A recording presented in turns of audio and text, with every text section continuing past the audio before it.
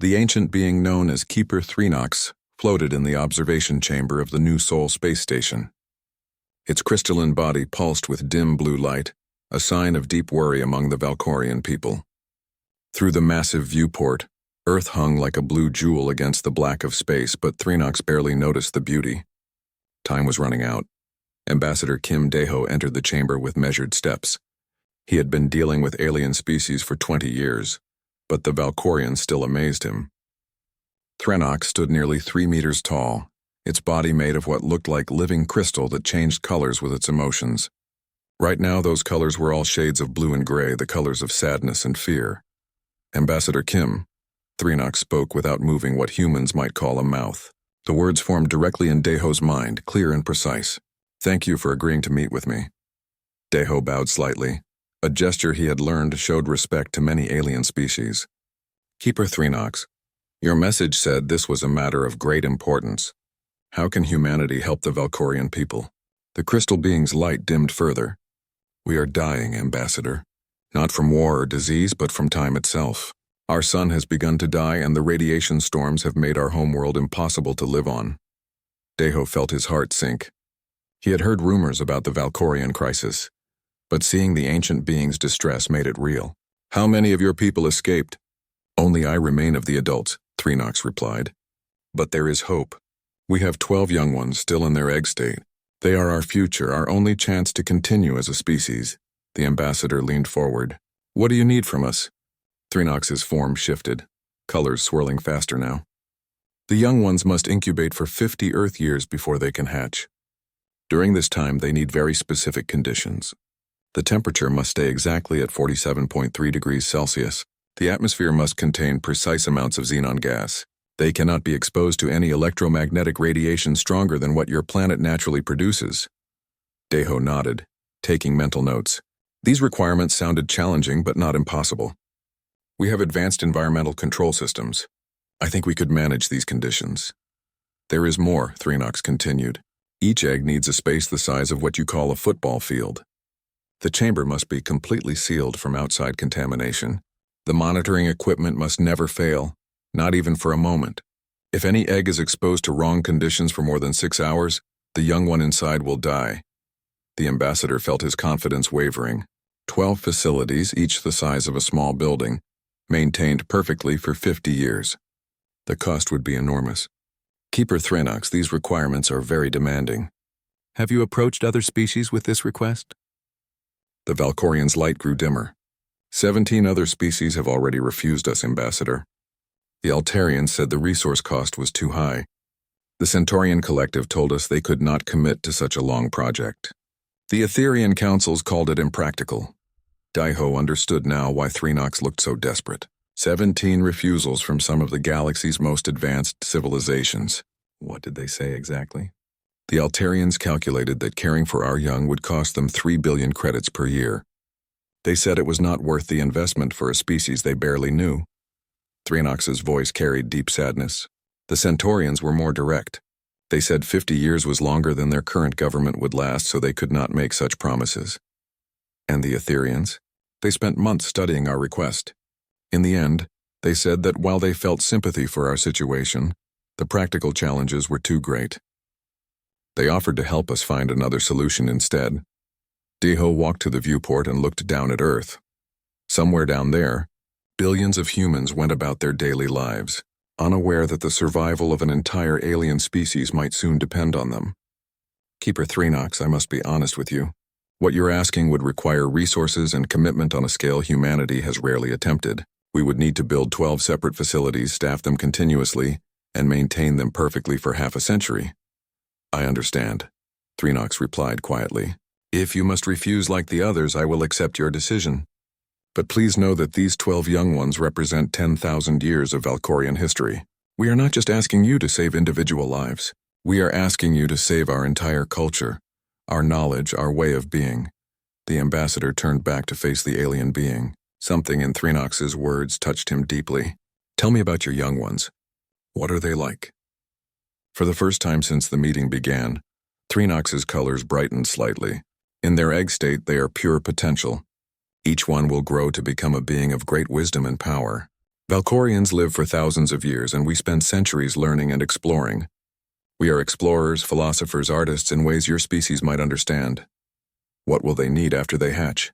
For their first 100 years, they will need guidance and teaching. They must learn our history, our values, our responsibilities to the galaxy, but they are also curious beings. They will want to learn about whatever world surrounds them during their growth. Deho felt an idea forming in his mind. So they would learn about human culture too? If they hatched on Earth, yes. Young Valkorians absorb knowledge from their environment. They would become beings shaped by both Valkorian heritage and human influence. Threenox paused. Is this something that concerns you? The ambassador smiled for the first time during their meeting. Actually, Keeper Threenox, I think it might be exactly what makes this possible. But I need to ask you something important. Why did you come to humanity? We are not the most advanced species in the galaxy. We are certainly not the richest. Threenox was quiet for a long moment. When it spoke again, its voice was thoughtful. I have studied many species over my long life, Ambassador Kim. Most civilizations focus on efficiency, profit, or logical benefit. But in my observations of humanity, I noticed something different. Humans often act against their own immediate interest to help others, even strangers. You mean our tendency to help disaster victims in other countries? Our refugee programs? Yes, but more than that. I have watched human parents adopt children who are not their biological offspring and love them completely. I have seen humans risk their lives to save animals of other species. I have observed humans spending resources to preserve historical sites and cultures, even when those cultures are not their own. Deho felt a warmth spreading in his chest. So you think we might be willing to adopt your young ones in a sense? I hope so, Ambassador. The other species saw only the cost and difficulty. But I believe humans might see 12 young beings who need care and protection. I believe you might be willing to become guardians not for profit or political advantage, but because it is the right thing to do. The ambassador looked at the ancient being before him, then back at the planet below. Somewhere down there, his government would need to make a decision that could determine the fate of an entire species. The logical choice would be to refuse, as 17 other civilizations had done. The costs were enormous, the timeline impossibly long, and the risks considerable. But Deho knew his people. He knew their history of taking in refugees, of caring for the vulnerable, of choosing compassion over convenience. He thought of the families who would volunteer to help, the scientists who would dedicate their careers to this project, the communities that would rally around protecting alien children they had never seen. Keeper Threenox, he said finally, I cannot make promises for my entire species. But I can promise you this. I will present your request to our leadership not as a burden or obligation, but as an opportunity. An opportunity for humanity to become the guardians of something precious and irreplaceable. The Valkorian's crystalline form blazed with sudden golden light, the color of hope renewed. Thank you, Ambassador Kim, Threenox whispered. That is all I can ask for. Dr. Park Minji stood in the center of the Global Research Consortium's main conference room, surrounded by holographic displays showing impossible numbers. The cost projections floated in red text that seemed to mock her team's efforts to find a solution. 12 facilities, 50 years of perfect maintenance, resources that would strain even Earth's united economy. The numbers are clear, said Dr. Lee Subin, her chief scientific advisor. He pointed to the largest display. Each facility will cost roughly 2 billion credits to build. Annual maintenance and staffing will run another 500 million per facility. Over 50 years, we're looking at close to 324 billion credits total. General Choi Hyun-woo, Earth's military liaison, shook his head slowly. That's not even counting security costs. These eggs would be the most valuable alien artifacts in human history. We'd need dedicated military protection at each site, round-the-clock surveillance, emergency response teams. Add another 100 billion for security alone. Dr. Park rubbed her temples. She had been working on this analysis for 3 weeks, since Ambassador Kim's return from the space station. The requirements were staggering, but something about the project pulled at her scientific curiosity. What about the technical challenges, Subin? Her colleague brought up another display showing environmental specifications. The xenon gas alone is a problem. We'd need to maintain exact atmospheric composition for 50 years without variation. A single equipment failure could kill a developing Valkorian. And the electromagnetic shielding requirements mean we can't use most of our standard monitoring equipment. So we'd need to develop new technology just for this project, General Choi observed. Exactly. The research and development costs aren't even included in our projections yet. Dr. Park walked to the window overlooking the Seoul skyline. Millions of people lived and worked in the city below, going about their daily lives. How could she ask them to sacrifice so much for alien beings they would never meet? There's another issue, said Dr. Kim Young-ho, the project's economic advisor. 50 years is longer than most political administrations last. How do we guarantee continuity of funding and care across multiple government changes? The room fell silent. It was the question everyone had been avoiding. Even if the current global leadership agreed to the project, what would happen when new leaders took power? What would happen during economic downturns or political crises? The other 17 species weren't wrong to refuse, General Choi said quietly. This is beyond what any reasonable government should commit to. Dr. Park was about to agree when her communication device chimed. A message from Ambassador Kim appeared on the screen. Premier Han Kyung-min has called an emergency session of the Global Council. All department heads to report to Geneva immediately. The Valkyrian request will be decided today. 6 hours later, Dr. Park found herself in the most important room on Earth. The Global Council chamber in Geneva hosted representatives from every nation, with Premier Han Kyung-min presiding from the central podium. The chamber buzzed with dozens of conversations in multiple languages as representatives discussed the unprecedented situation. Premier Han called for order.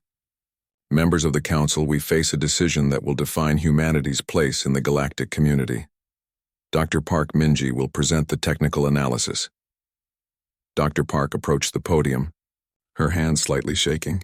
She had given thousands of presentations in her career, but never one with such enormous consequences. Honorable representatives, the Valkyrian request presents challenges unlike anything humanity has attempted. She outlined the costs, the technical requirements, and the timeline. With each detail, she watched faces around the chamber grow more concerned. By the time she finished explaining the 50-year commitment needed, several representatives were shaking their heads openly. The financial burden would require increased taxes in every nation, she concluded. The resource allocation would mean delaying other important projects, possibly including some infrastructure and research programs already approved. Representative Sarah Chen from the Pacific Federation raised her hand. Dr. Park, in your professional opinion, is this project even possible for humanity to complete successfully? Dr. Park hesitated. The honest answer was that she wasn't sure. Representative Chen, the technical challenges are severe. We would be operating at the absolute edge of our capabilities, but... She paused, thinking of Keeper Thrennox's desperate hope. But if we succeed, we would save an entire species from extinction. Premier Han stood up. Thank you, Dr. Park. Now we must hear from other perspectives.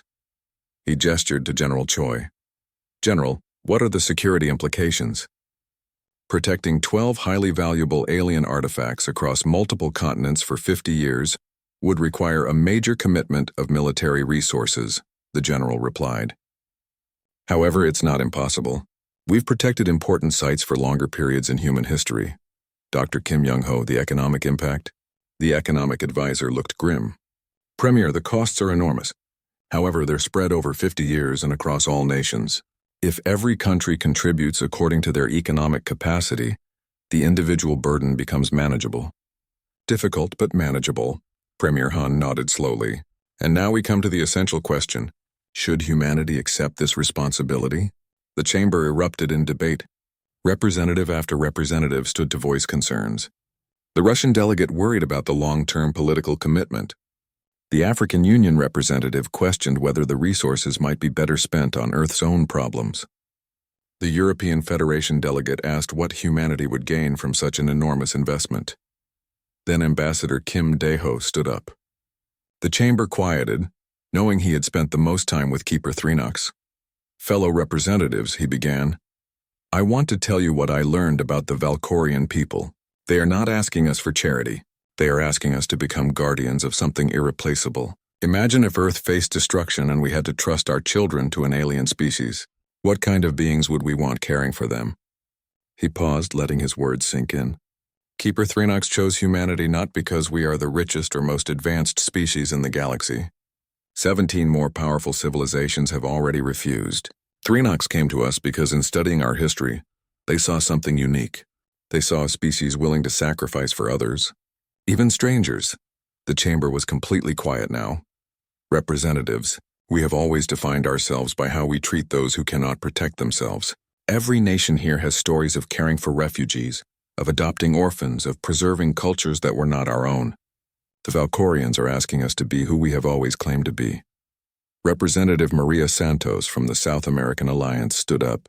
Ambassador Kim makes a powerful point, but the practical challenges remain enormous. How do we guarantee 50 years of perfect care? By doing what humans do best, replied Dr. Park, surprising herself by speaking up. We don't just meet the minimum requirements. We exceed them. We don't build adequate facilities. We build sanctuaries. We don't assign care duties. We create communities dedicated to protection. Premier Han looked around the chamber. It seems we have reached the moment of decision.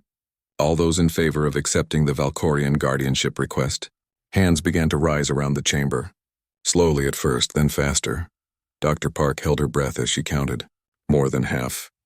Then 2/3. Then nearly every hand in the room was raised.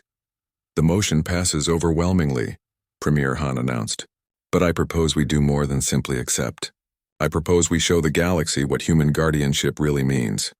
He gestured to the displays showing the facility requirements. We will not build 12 adequate facilities. We will build 12 marvels. We will not provide minimum care. We will provide the best conditions any Valkorian young have ever experienced, even better than their original homeworld. The chamber erupted in applause. Dr. Park felt tears in her eyes as she realized what they were committing to do. General Choi, you will coordinate security that makes these facilities the safest places in human space. Dr. Park, you will lead scientific teams that don't just meet Valkorian requirements, but discover new ways to nurture their development. Dr. Kim Young-ho, you will create funding mechanisms that turn this project into humanity's greatest collaborative achievement. As the session ended and representatives began filing out, Dr. Park approached Ambassador Kim. Do you think Keeper Threenox expected this response? The ambassador smiled. I think Threenox hoped we would say yes, but I don't think any being in the galaxy expected humanity to volunteer to do more than asked. We're about to show them something they've never seen before. Dr. Park looked at her tablet, already filling with messages from scientists around the world volunteering for the project. 50 years of perfect guardianship. No, Ambassador Kim corrected. 50 years of showing the galaxy what human love looks like. Keeper Threenox floated high above Jeju Island, watching the impossible scene below through the viewing ports of its monitoring ship. Where there should have been a simple containment facility, humans were building something that defied every galactic standard for xenobiological hosting.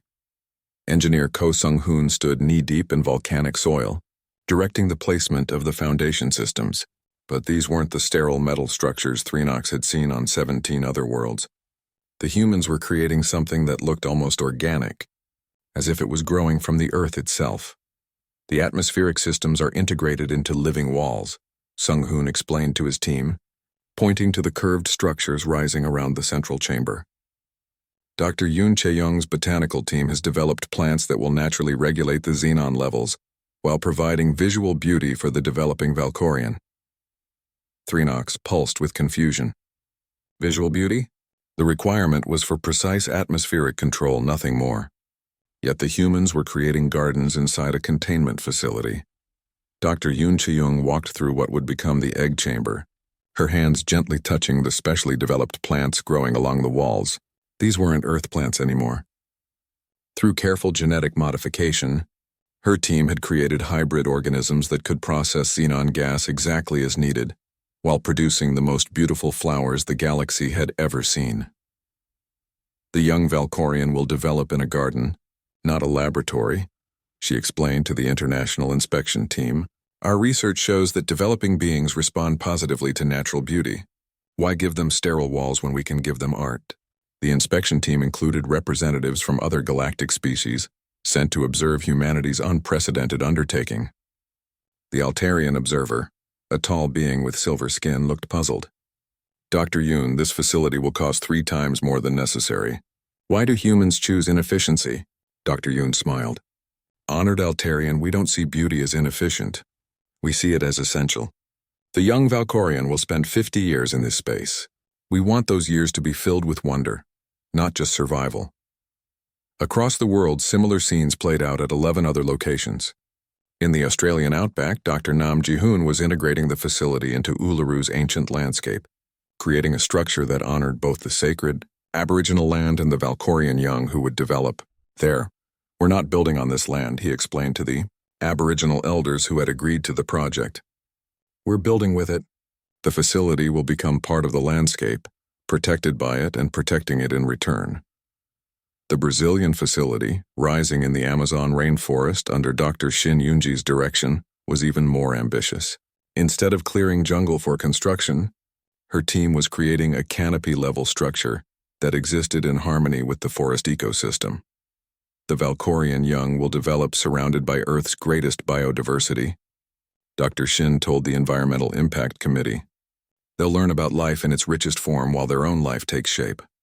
Threenox monitored all 12 construction sites from its ship, growing more bewildered each day. The humans were spending resources on features that had nothing to do with the survival requirements. Art installations, music systems, interactive displays showing Earth's history and culture, gardens that served no functional purpose except beauty. At the Himalayan facility, Dr. Bae Ji-won was installing what she called sunrise windows, specially designed transparent sections that would allow the developing Valkorian to experience Earth's daily cycles of light without harmful radiation exposure. The young one should know day from night, she explained to her team. They should see storms and snow and clear skies. They're going to be citizens of our world. They should experience its rhythms. This concerned Threenox most of all. The ancient Valkorian descended to the construction site to speak with Dr. Bae directly. Doctor, your additions are unnecessary, Threenox communicated. The developing young need only stable conditions. These sunrise windows add complexity and potential failure points. Dr. Bae paused in her work, considering the alien being's concerns.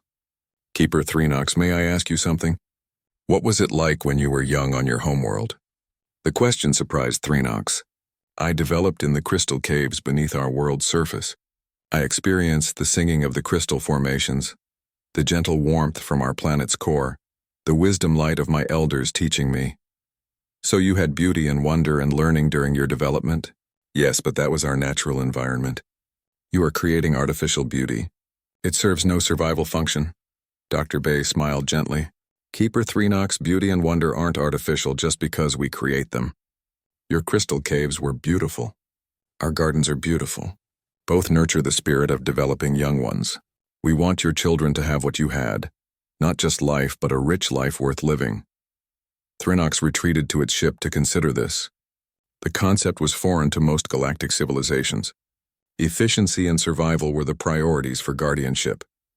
What humans were creating went far beyond those basic needs. The confusion deepened when Threenox observed the humans' staffing choices. The Altarians had planned to assign rotating technical staff to their proposed facilities. The Centaurians suggested automated systems with minimal sentient oversight. But humans were creating permanent communities around each egg. Security Chief Officer Park Tae-hoon had moved his entire family to live near the Jeju facility. His children attended the new school built specifically for the families of facility workers. His wife opened a small restaurant that served both human staff and the increasing number of visitors who came to see the Valkorian Sanctuary Officer Park. Threenox asked during an inspection visit. Why do you live here instead of commuting from the city? Park smiled, watching his son play in the facility's community garden. Keeper Threenox, we're not just protecting your young one. We're raising them. How can I raise a child if I'm not here to watch them grow? The concept of raising alien offspring struck Threenox as dangerously unscientific. Guardianship was about maintaining proper conditions, not forming emotional attachments. Yet everywhere it looked, humans were treating the developing Valkorians as if they were precious family members. At the Sahara facility in Morocco, night shift supervisor Ms. Fatima Alami sang traditional Berber lullabies during her rounds, believing the developing Valkorian could somehow benefit from hearing music. At the Siberian facility, Dr. Petrov Alexei read classic literature aloud during the quiet hours, convinced that language and stories were essential nutrients for any developing mind. This is unprecedented in galactic history, Thrinox reported to the Galactic Council. Humans are not following established guardianship protocols. They are creating emotional bonds with developing alien offspring. This could lead to harmful interference or overprotective behavior.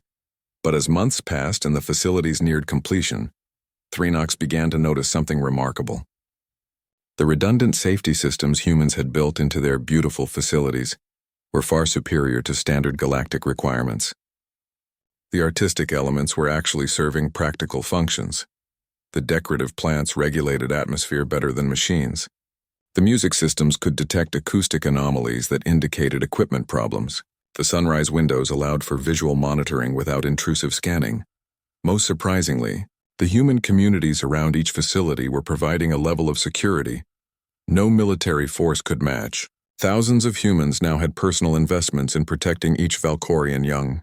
They watched for problems, reported anomalies, and maintained vigilant care that went far beyond paid duty. Dr. Ko Sung-hoon walked Thrinox through the completed Jeju facility on the day they prepared to receive their Valkorian egg. The chamber was a masterpiece of engineering and art, a space that looked more like a temple than a containment unit. "Keeper Thrinox, we want to show you one more thing," Dr. Ko said, leading the Valkorian to a wall covered in handwritten messages, thousands of them in dozens of languages. "These are from children around the world," Dr. Yoon Chae-young explained. When they learned about the young Valkorians coming to Earth, they wanted to send welcome messages. "We've made them part of the walls themselves," Thrinox read message after message. "Welcome to Earth, star friend. We hope you like our world. You are safe with us. Grow strong and wise. We can't wait to meet you for the first time in its long existence." Thrinox experienced an emotion it couldn't name. These humans weren't just accepting guardianship out of duty or politics. They genuinely wanted the Valkorian young to be happy. "Dr. Ko," Thrinox asked quietly, "why did you do all this?" "The specifications I provided were adequate for survival." The engineer looked around the beautiful chamber they had created. "Keeper Thrinox, survival isn't enough for a child. Any child from any species. Children need love and beauty and wonder and safety. They need to know they're wanted. We built all this because we want your young one to know from the very first moment of consciousness that they are welcome on Earth." Thrinox's crystalline form blazed with golden light. For 3,000 years it had believed that proper guardianship was about meeting technical requirements. Now it realized that humans had understood something more fundamental. Guardianship was about love. The eggs will Dr. Bae Ji-won arrived at the Himalayan facility before dawn, just as she had every day for the past 18 months. The Valkorian egg rested in the center of the magnificent chamber, a crystalline structure about the size of a small car that pulsed gently with soft blue light. But this morning was different. This morning she could swear the pulsing was slightly faster than usual. "Good morning, little star," she whispered, using the pet name the staff had adopted for their charge. "Did you sleep well? The sunrise today is going to be spectacular." Keeper Thrinox, monitoring from its observation station in orbit, felt deeply uncomfortable. Over 18 months of watching human guardianship, it had witnessed behavior that violated every principle of proper xenobiological care. The humans were talking to the eggs. They were forming emotional attachments. They were treating alien offspring as if they were human children. According to galactic standards, this was dangerous deviation from protocol. Dr. Bae opened the environmental logs on her tablet, checking the night readings with meticulous care. Temperature was perfect. Atmospheric composition was exactly as required. Electromagnetic shielding was functioning flawlessly, but she did not stop there as a proper technician would. She also checked the sunrise window alignment, the music system that played gentle melodies during different times of day, and the flowering cycle of the chamber gardens. "Everything looks perfect, little star," she said, gently placing her hand on the chamber transparent wall. "Your garden is blooming beautifully today." The morning glory flowers opened just as the first light touched them. At the Australian facility, Security Chief Officer Park Tae-hoon was doing something that would horrify most galactic civilizations. He was keeping a detailed personal journal about the egg development, writing observations that went far beyond technical specifications. Day 547, he wrote. The egg luminescence seems to respond to changes in weather. During yesterday's thunderstorm, the blue light deepened to almost purple. When the storm passed and sunshine filled the chamber, the light became brighter and more golden. I wonder if the young one inside is learning to recognize Earth's natural rhythms. This personalized record-keeping troubled Threenox greatly. Proper guardianship required objective monitoring, not subjective interpretation. Yet when it reviewed the official reports from all 12 facilities, it found that the human's emotional observations were actually providing valuable scientific data that pure technical monitoring would have missed. The most disturbing development, from Threenox's perspective, was the involvement of human children in the guardianship process. At every facility, local schools had begun educational programs centered around their Valkorian charge. At the Siberian facility, teacher Ms. Ojiyoung brought her class of 8-year-olds for their weekly visit. The children sat in a circle around the egg chamber, sharing stories about their week and asking questions about Valkorian culture. Ms. O asked student Ryu Minho, "When the star baby hatches, will it want to play with us? I do not know." "Minho," the teacher replied honestly, "Valkorians are very different from humans, but I think all young beings enjoy friendship and kindness. I made a drawing for it," said student Kim Seo-yoon, holding up a colorful picture showing a crystalline figure and human children playing together. "Should I put it on the wall with the others?" The chamber walls were covered with artwork from children around the world. Drawings, poems, small crafts, and letters of welcome. Threenox had initially ordered their removal, considering them contamination risks, but Dr. Park Minji had gently convinced it that the materials were sterile and might provide valuable cultural education for the developing Valkorian. Now, watching the children add new artwork each week, Threenox wondered if it had made a mistake. The young humans clearly saw the Valkorian egg not as an alien artifact to be protected, but as a potential friend to be welcomed at the Brazilian facility. An even more concerning development was taking place. Dr. Shin Yunji had discovered that the egg bioluminescence patterns seemed to respond to human voices. When staff members spoke near the chamber, the light patterns became more active. When they sang or played music, the patterns became rhythmic, almost as if the developing Valkorian was learning to appreciate sound. This suggests consciousness development is more advanced than Valkorian historical records indicated, Dr. Shin reported in her monthly summary. The young one appears to be aware of its environment and may be learning from external stimuli. Threenox reviewed this report with growing alarm. If the developing Valkorians were indeed conscious and learning, then they were absorbing human culture at a fundamental level. They would emerge as beings shaped not just by Valkorian genetics but by human influence. This had never happened in galactic history.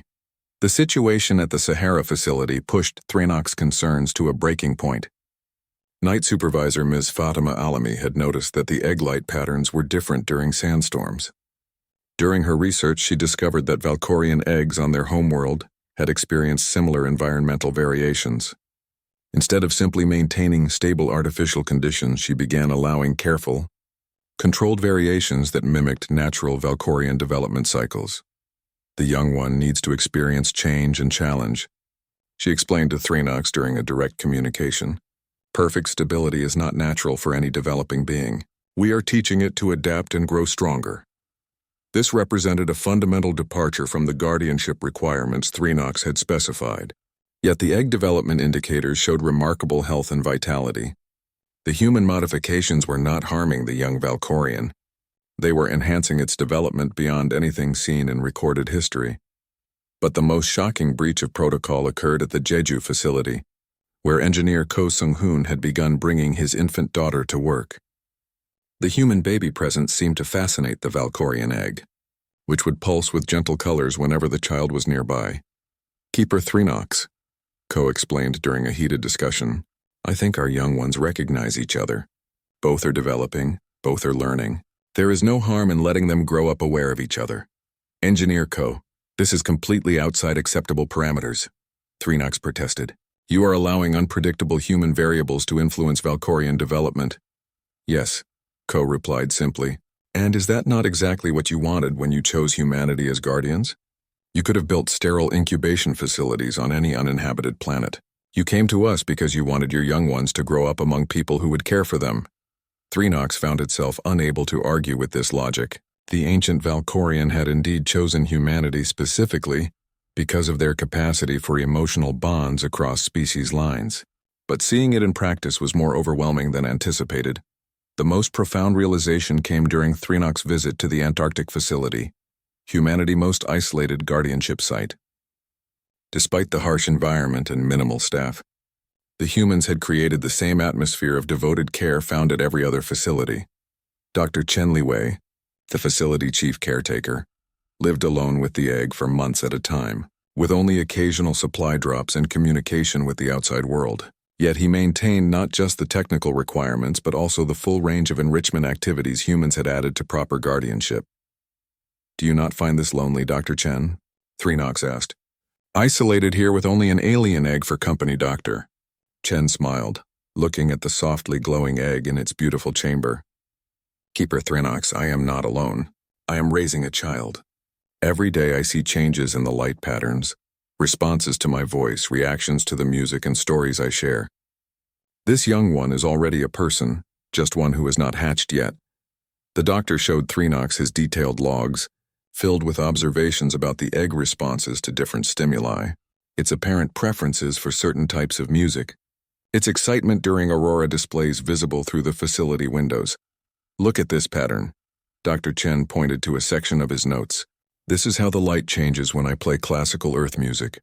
And this is the response to traditional Chinese instruments. See the difference?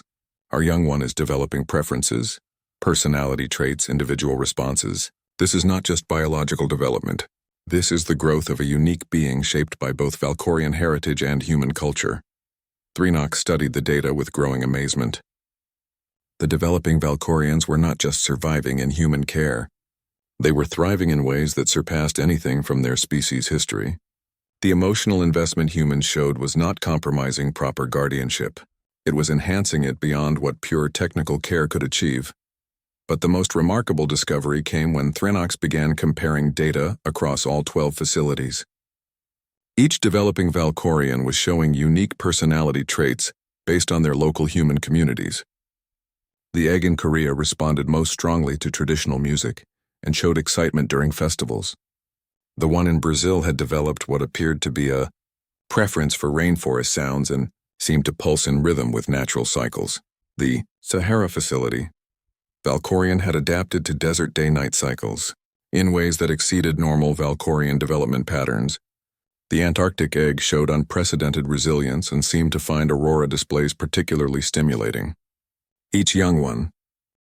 Dr. Lim Dongmin stood in the Global Crisis Command Center in Geneva, watching the most terrifying data he had ever seen. The holographic displays showed a massive solar storm approaching Earth, bigger than anything recorded in human history. But the true horror wasn't the storm itself, it was the timing. How long until impact? Premier Han Kyungmin asked from the Central Command Station. 18 hours, Dr. Lim replied, his voice tight with stress. The electromagnetic pulse will be strong enough to overwhelm our shielding at all 12 Valkorian facilities. We're looking at complete system failures lasting anywhere from 6 to 72 hours. The numbers were devastating. The Valkorian eggs could only survive 6 hours without their environmental systems. After that, the developing young would begin to die. All 12 facilities would be affected simultaneously. There was no way to move the eggs to safety in 18 hours. Admiral Hong Sunmi, Earth's military commander, pulled up contingency plans on her display. "We have protocols for this scenario. We evacuate what we can and accept losses from the facilities that are too difficult to protect. The mountain and Arctic installations will be hardest hit. We should focus resources on saving the eggs in more accessible locations." The command center fell silent. After 23 years of perfect guardianship, they were being asked to choose which Valkorian children would live and which would die. "How many could we save?" Premier Han asked quietly. "Maybe 6 or 7 eggs," Admiral Hong replied. "If we're lucky and the storm is shorter than predicted." Keeper Threenox's voice suddenly filled the chamber through the communication system. "Honored humans, I have monitored your discussion. Your proposed response follows standard galactic crisis protocols. You should proceed with partial evacuation to minimize losses." Premier Han looked around the room at his advisors. Every face showed the same expression. They couldn't accept this outcome. "Admiral Hong," Premier Han said firmly, What would we need to save all 12 eggs? Sir, it's impossible. We would need to maintain power and environmental systems at 12 separate locations during a massive electromagnetic storm. The power requirements alone would overload every grid on the planet. Then we take power from somewhere else, Premier Han replied. Dr. Lim, how much power do our cities use? The scientist quickly ran calculations. Sir, during peak usage, Earth cities consume roughly 2.4 terawatts of power. The 12 facilities need only about 50 gigawatts, combined to maintain essential functions during the storm. So if we shut down everything, non-essential, we could theoretically redirect enough power to keep the facilities running. Dr. Lim finished. But sir, that would mean shutting down entire cities. Transportation, communication, entertainment, non-essential manufacturing. We're talking about asking billions of people to go without power so we can protect 12 alien eggs. Premier Han was quiet for a long moment. Send the request to all global leaders. Ask them to put it to their people. See if humanity is willing to sit in the dark for a few days to save 12 children who aren't even our species. The response came faster than anyone expected. Within 6 hours, every major city on Earth had voted overwhelmingly to participate in the blackout. The margins weren't even close. New Seoul voted 94% in favor. London was 91%. New York hit 96%. Even cities with no direct connection to the Valkorian facilities voted to sacrifice their power. But the crisis was deeper than just power. The storm would also disrupt communication systems, transportation networks, and emergency services. Maintaining the facilities would require thousands of people to work manually in dangerous conditions, with no electronic support.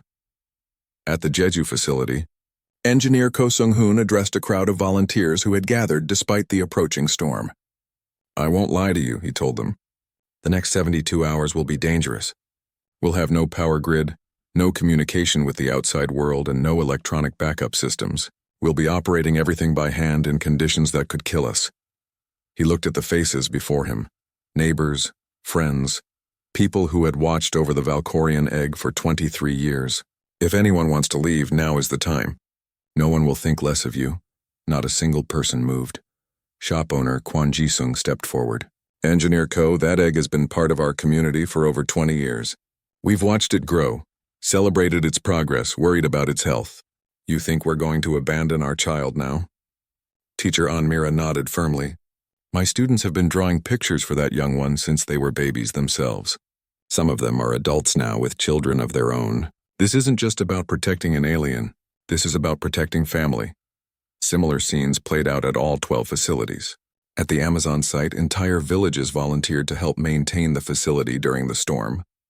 Indigenous families who had lived in the forest for generations offered to use their knowledge of natural navigation to keep supply lines open when all electronic systems failed.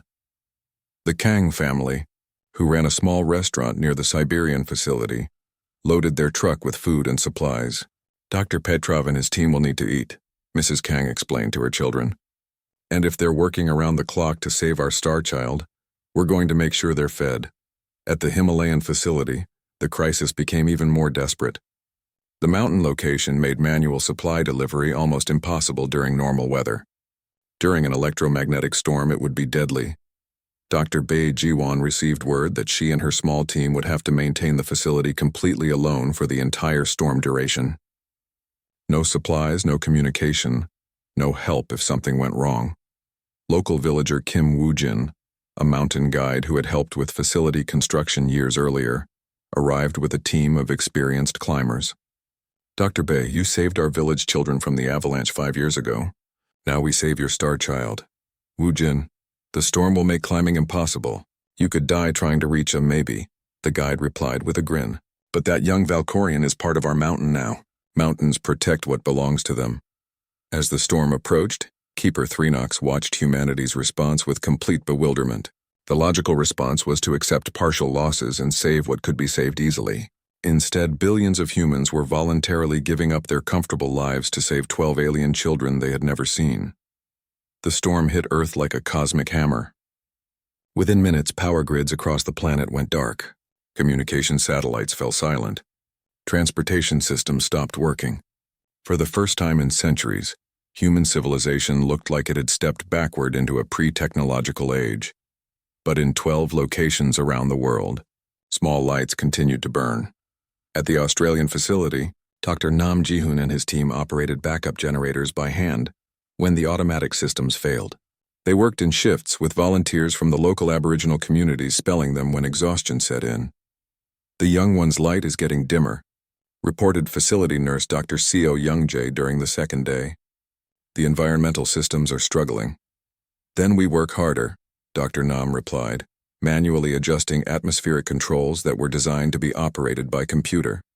Elder Morrison, can your people teach us more about reading weather patterns without instruments? We need to predict when this storm will end. The Aboriginal elder smiled. Doctor, my people have been reading the sky for 50,000 years. We'll help you keep your star child safe. The most desperate situation developed at the Jeju facility, where a critical component in the atmospheric processor failed during the storm's peak intensity. Without it, the xenon levels would drop below safe parameters within hours. Engineer Ko Sung-hoon stared at the massive piece of machinery that had broken down. Under normal circumstances, they would call for specialized repair teams and replacement parts. During the storm, they had neither. Can we fix it manually? Asked Dr. Yoon Chae-young. Ko examined the damage. Maybe. But someone would have to go inside the processing chamber and hold the components in place while we reroute the gas flow. It means exposing someone to xenon concentrations that could be lethal. I'll do it, volunteered fisherman Kim Woo-jin, who had stayed to help despite having no technical training. Woo-jin, you don't understand. This could kill you. The fisherman looked through the viewing window at the softly glowing egg. That little star has been part of our island for 23 years. My daughter grew up drawing pictures for it. My grandchildren sing songs about it. If it dies because I was too scared to help, I could never face my family. For 3 days, Kim Woo-jin and a rotation of volunteers manually held the broken atmospheric processor together, taking shifts in the dangerous xenon environment, while Ko and his team worked desperately to create a permanent repair with materials salvaged from other systems. On the third day, as the storm finally began to weaken, Ko managed to restore automatic function to the processor. Kim Woo-jin emerged from the chamber exhausted and sick from xenon exposure, but alive. The egg continued to pulse with healthy blue light. Across the planet, similar acts of heroism played out at every facility. At the Sahara installation, Berber nomads used traditional navigation techniques to guide supply caravans across the desert when GPS systems failed. At the Antarctic facility, Dr. Chen Liwei survived alone for 4. Dr. Kim In-soo had been monitoring the Siberian facility for 47 years. His hair had turned gray, his hands showed the wear of decades, and his back ached from countless hours bent over monitoring equipment. But as he watched the readings on his display, his heart raced like a young man's. The luminescence patterns are changing, he called to his team. After 50 years, we're seeing something completely new. The Valkorian egg, which had pulsed with steady blue light for half a century, was now cycling through colors no human had ever seen. Deep purples flowed into brilliant golds, then shifted to crystalline whites that seemed to contain entire galaxies of smaller lights. Nurse Jeon Hyejin, who had devoted her entire career to the Valkorian project, pressed her face against the viewing window. Dr. Kim, look at the crystal structure. It's starting to form patterns. The smooth surface of the egg was developing intricate geometric designs, like snowflakes made of light. Each pattern appeared for a few moments, then dissolved and reformed into something more complex and beautiful. It's beginning, Dr. Kim whispered, activating the global communication system. All facilities, this is Siberian base. We have signs of imminent hatching. Around the world, similar reports came flooding in. At the Jeju facility, engineer Ko Sung-hoon watched in amazement as their egg began to resonate with musical tones. At the Amazon installation, Dr. Shin Eun-ji observed patterns of light that seemed to dance in rhythm with the rainforest around them. Keeper Threnox descended from its monitoring ship for the first time in decades, arriving at the Himalayan facility where Dr. Bae Ji-won had requested its presence. The ancient Valkorian floated beside the viewing window, its own crystalline form pulsing with excited colors. Keeper Threnox, Dr. Bae asked, what should we expect? Your historical records don't describe the actual hatching process. That is because no Valkorian has hatched in the presence of another species, Threnox replied. What happens next will be as new to me as it is to you. The first egg to fully hatch was at the Antarctic facility. Dr. Chen Li Wei, alone with his charge as he had been for most of 50 years, watched the crystal shell begin to crack along the light patterns. But instead of breaking apart, the shell dissolved into pure energy that swirled in the air like aurora light. From the center of the energy storm, a being of impossible beauty emerged. The young Valkorian looked similar to Keeper Thrinox, but smaller and more delicate, with crystalline formations that seemed to incorporate elements of Earth's environment. Ice crystal patterns traced through its translucent body, and its light carried the blue-white colors of Antarctic auroras. But when the young being spoke, Dr. Chen's legs nearly gave out from shock. "Dr. Chen," the Valkorian said in perfect Korean, "thank you for raising me." The doctor stared in amazement. "You know who I am? You can speak our language?" "I have been listening to you for 50 years, the young being replied with what could only be described as warmth. "Your voice was the first sound I knew. Your stories taught me about human culture. Your songs helped me understand emotion. How could I not know you?" Dr. Chen fell to his knees, tears streaming down his face. After 50 years of one-sided conversations, his child had finally answered back. Similar scenes played out at facilities around the world as the remaining 11 eggs hatched over the following days. Each young Valkorian emerged speaking the local languages of their human guardians, displaying personality traits influenced by the communities that had raised them. The Valkorian from the Sahara facility spoke Arabic and Berber, and its crystal formations echoed the patterns found in traditional North African art. The one from the Amazon had learned Portuguese and several indigenous languages, and seemed to carry the essence of the rainforest in its very being. But the most remarkable discovery came when the young Valkorians began to interact with their human families. They didn't just know the languages and cultures they had absorbed during development. They had formed genuine emotional bonds with the humans who had cared for them. At the Jeju facility, the newly hatched Valkorian immediately recognized everyone who had worked there over the decades. It asked about Engineer Ko's grandchildren by name, inquired about the health of elderly volunteers, and expressed excitement about seeing the island's natural beauty with its own eyes. "Honored Keeper Thrinox," the young being said when introduced to its ancient elder. "Dr. Yoon has told me so much about you. Thank you for trusting humans with my development."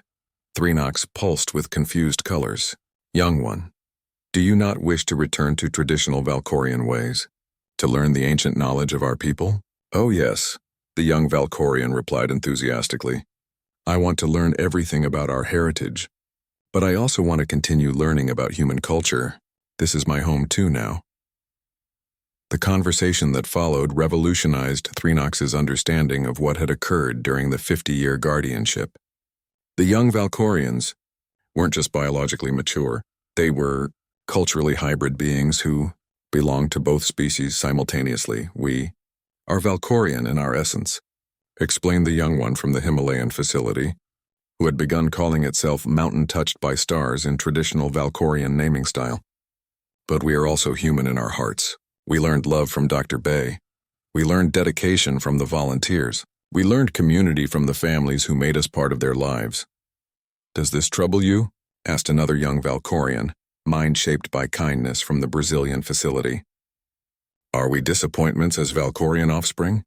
Thrinox found itself overwhelmed by emotion as it realized what humanity had accomplished. They hadn't just preserved the Valkorian species, they had created something entirely new. These young beings carried the ancient wisdom and power of Valkorians, but also the compassion and community spirit of humans. "You are not disappointments," Thrinox said finally. "You are miracles. You represent the future of interspecies cooperation." The most profound moment came when the 12 young Valkorians met together for the first time via global communication link. Despite developing in isolation on different continents, they immediately recognized each other as siblings, shaped by the same unique experience. "We are the first," said Essence Touched by Stars from Antarctica, "the first beings to be children of two worlds. What do we do now?" asked Light Woven with Music from Korea. The question hung in the air. Traditional Valkorian culture expected the young to spend their first centuries learning ancient knowledge from their elders. But these weren't traditional Valkorians. Ryu Minho, now a grown man with children of his own, spoke up from the Jeju facility. You could stay and help us build something new. Communities where humans and Valkorians live together. His daughter, little Seo Yuna, tugged on his sleeve. Daddy, can the star people teach me how to make light pictures like they do? The young Valkorian, light woven with music, bent down to the child's level. Would you like me to show you? I learned by watching the aurora patterns Dr. Yoon created in my chamber. It was in that moment that the true scope of humanity's achievement became clear. The young Valkorians didn't want to return to a traditional Valkorian world that no longer existed. They wanted to stay on Earth, the world that had shaped them, among the families that had raised them. Keeper Thranox, said Premier Han Kyungmin during an emergency global conference, the young ones are welcome to remain on Earth for as long as they choose. But we understand if you need them to rebuild Valkorian civilization elsewhere. Thranox looked around at the 12 young beings it had entrusted to humanity 50 years earlier. They stood among their human families, speaking human languages, expressing human emotions, but still unmistakably carrying the ancient power and wisdom of the Valkorian people. Premier Han, Thranox replied, I think they will rebuild Valkorian civilization, but not by returning to old ways, by creating new ones here on Earth in partnership with humanity. The ancient being's form blazed with the brightest gold light anyone had ever seen. 50 years ago, I asked you to be guardians of our young. You became something I never imagined was possible. You became their family doctor. Park Minji, now elderly but still sharp, stepped forward. Keeper Thranox, what happens now? Do these young ones choose between being Valkorian or human? They don't have to choose, replied Mind shaped by kindness. We are both. We carry Valkorian abilities in human hearts. We remember ancient Valkorian songs and Korean lullabies. We can shape energy like our ancestors and feel love like our human families. We want to give back to the world that raised us, added Mountain touched by stars. We want to use our abilities to help solve human problems, to explore new worlds together, to show the galaxy what cooperation between species can accomplish. Essence touched by stars floated closer to Dr. Chen, who had tears streaming down his weathered face. Dr. Chen, you spent 50 years talking to an egg, telling its stories, sharing your life. Because of you, I understand what it means to care for someone. I want to spend my life caring for others the way you cared for me. The old doctor could barely speak. You don't owe us anything. We loved you because that's what parents do. Exactly, the young Valkorian replied, and now we want to love others the same way. That's what children do. They learn from their parents and pass it forward. Keeper Thranox prepared its final report to the galactic.